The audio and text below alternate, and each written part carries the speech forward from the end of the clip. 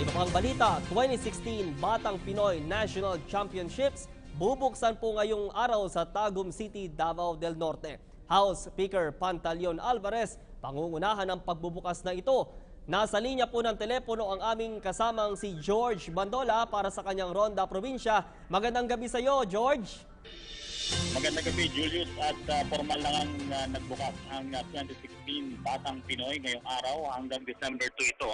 Ito pong Batang Pinoy National Championships ay isang sporting event na nilalahukan ng mga kabataang 17 years old pababa, maging ang mga out-of-school youths na kabilang sa mga non-governmental organizations ay inaasahang mapapasama dito sa 2016 Batang Pinoy National Championships na ito.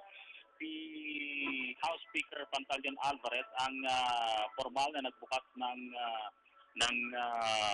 sporting event na ito dito po sa Davao del Norte Sports and Tourism Complex sa Tagum City. Ayon dito kay Speaker Alvarez, pwedeng madagdagan ng pondo ng 2016 ng mga susunod na Batang Pinoy, lalo pat ginagarantiyahan na ang Batang Pinoy nito ay magpapanimula ng isang drug-free Philippines at inaasahan na dito magsisimula ang kampanya ng Pilipinas para sa paghihimok ng mga bagong atleta sa ating bansa. Inaasahan na lalahukan ito ng 9,000 junior athletes at mula elementarya hanggang high school. Gayon rin ng mga out-of-school youths.